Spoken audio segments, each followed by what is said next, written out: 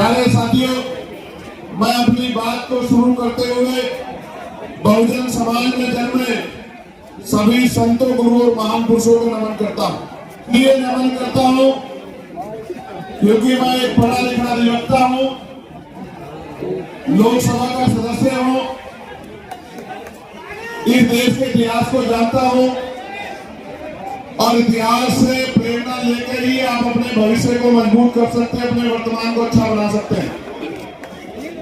प्यारे साथियों, मैं सबसे पहले दिल्ली की पूरी टीम का बहुत बहुत धन्यवाद करूंगा कि उन्होंने इस महत्वपूर्ण विषय की गंभीरता को समझा और खुद से आगे बढ़कर निर्णय लिया कि हम यूजीसी के समर्थन में एक आंदोलन बुलाकर देश भर में ये संदेश देने का काम करेंगे कि हम सीना तान के कमजोर वर्गों के साथ खड़े हैं और हम अपने बच्चों की आने वाली जो हमारी पीढ़ियां हैं उनके ऊपर किसी भी तरह का हमला बर्दाश्त नहीं करें। तो मैं और आप सब लोग दोनों हाथ भागे दिल्ली की पूरी टीम को धन्यवाद करें कि उन्होंने ये हौसला जुटाया, उन्होंने ये हिम्मत जुटाई, उन्होंने हमें शक्ति दी, उन्होंने वैचारिक मजबूती को समझा और असल में उन्होंने सबसे बड़े दुख को समझा कि बहन पायल, भाई रोहित, बहन देवता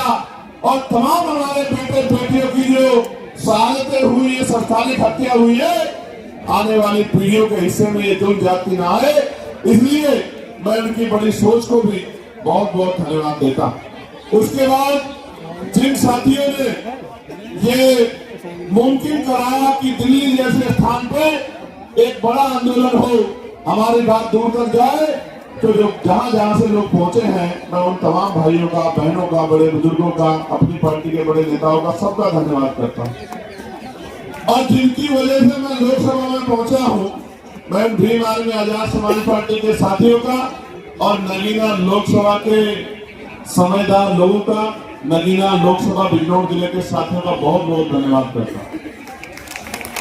प्यारे साथियों, इस आंदोलन की जरूरत क्यों पड़ी?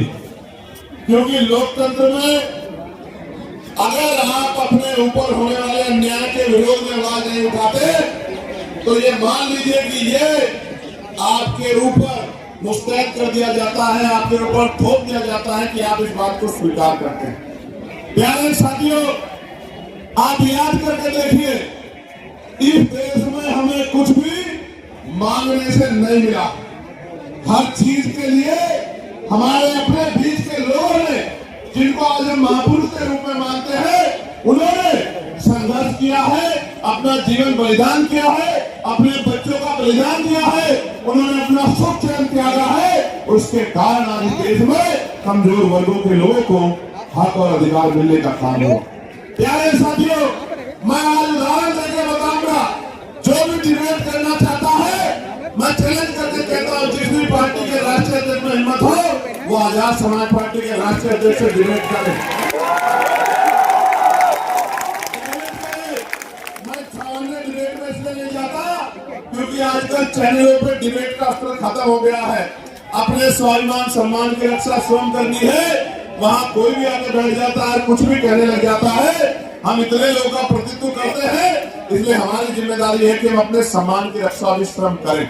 इसलिए मैं चैलेंज करता हूं कि जिनका भी प्रतिनिधित्व लोकसभा में है, उस पार्टी का कोई भी राष्ट्रीय अध्यक्ष यूजीसी के विषय पे हमसे डिबेट करे और जो कमजोर वर्गों के विषय पर डिबेट करे, मुसलमानों के विषय में डिबेट करे, ईसाइयों के विषय में डिबेट करे, सिखों के विषय में डिबेट करे, बौद्धिस्टों के विषय में डिबेट करे, कर्मचारियों के विषय में डिबेट करे, किसानों के विषय में डिबेट करे, दलितों पिछड़ों के हक अधिकारों के विषय में डिबेट करे, तो हम उनको जवाब देकर बताएंगे कि हम जमीन से आए हैं, किसी नेता के पोते, बेटे, पोती, बेटी नहीं है। हमें जमीन का पता है कि आज हालात क्या है और लंबे समय के हालात क्या है। प्यारे साथियों, बड़े गौर से सुनो, नारे तो आप लगा रहे हैं तो बहुत दिनों से, लेकिन खाली नारे से बात नहीं आगे बढ़ेगी। प्यारे साथियों, मैं जानता हूं शिक्षा के दरवाजे किसी और ने नहीं खोले। अगर राष्ट्रपिता ज्योतिबा फूले प्रयास नहीं करते तो आज हमारे तन पे ये कपड़े नहीं आते। अगर शिक्षा में सबसे बड़ा योगदान किसने दिया है तो राष्ट्रपिता ज्योतिबा फुले ने दिया, मां सावित्रीबाई फुले ने दिया, मां फातिमा सेठ ने।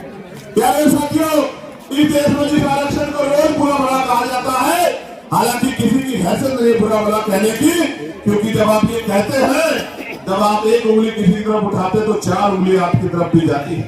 3 उंगली एक अंगूठे का रुख भी आपकी तरफ होता है, जो आपको ये बताता है कि एक बार अपने गिरबान में भी झांकिए। जो लोग 10% आर्थिक आधार पर आरक्षण लेते हैं, संविधान के विरोध में जो आया है, वो भी आरक्षण का सवाल खड़ा कर सकते हैं। किस आधार पर? किस आधार पर?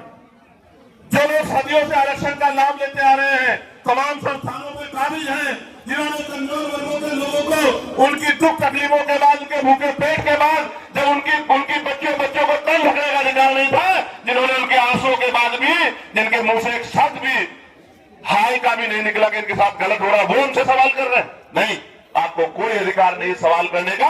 अगर सवाल करना चाहते हैं तो अपने अंदर पैदा करिए कि आपके अंदर न्याय की क्षमता है, आप न्याय प्रिय हैं, पहले साबित करिए, फिर आके सवाल कीजिए, हम आपके सारे सवालों का जवाब देंगे। प्यारे साथियों, आरक्षण क्या जाति के आधार पर मिलता है? आरक्षण क्षेत्र के आधार पर नहीं मिलता है। आप जाके देखो, जम्मू कश्मीर में आरक्षण क्षेत्र के आधार पर मिलता है। आप जाके देखो, हिमाचल में आरक्षण क्षेत्र के आधार पर मिलता है। आप जाके देखिए, उत्तराखंड में आरक्षण क्षेत्र के आधार पर मिलता है। कौन कहता जाति के आधार पर मिलता है?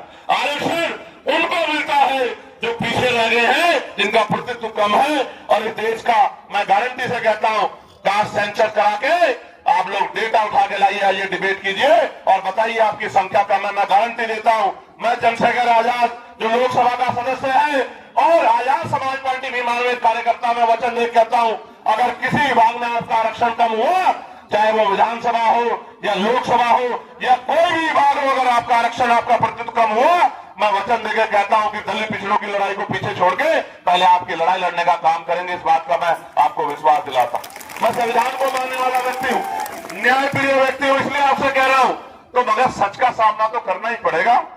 इस देश में अगर आरक्षण आया सबसे पहले तो 1902 में आया, जिसको छत्रपति साहू जी महाराज ने लागू किया, किसी और ने लागू नहीं किया। पूर्वी वंश के छत्रपति साहू जी महाराज ने लागू किया, उससे पहले तमाम न्याय प्रिय लोगों पे था अवसर, उन्होंने लागू नहीं। इस देश में अगर वोटिंग राइट मिला, इस देश के बहुसंख्यक लोगों को, बालिग लोगों को वयस्क मताधिकार मिला, सार्वभौमिक मताधिकार मिला, इसका श्रेय अगर किसी को जाता है तो वो बाबा साहब अम्बेडकर को जाता है। आपको इतिहास पढ़ना चाहिए। 1919 से पहले इस देश में बहुत कम % लोग वोट करते थे। मॉन्टेगो चेम्फोर्ड सुधार समिति बनी और सुधार समिति ने नए पैमाने तय किए कि वोट देने का अधिकार उनको मिले जो जमींदार हैं, जो भूमि जिनके पास बड़ी संख्या में है, जो लगान देते हैं, जो टैक्स देते हैं, जो बहुत पढ़े लिखे हैं, जो पूंजीपति हैं, जिन पर व्यापार है। आप इतिहास उठा के देखो, जिन्होंने आंख ही या जिनको अपने अधिकारों का पता ही संविधान के आने के बाद लगा है, उनकी संख्या कितनी रही होगी, आप इस बात को महसूस करके देखें।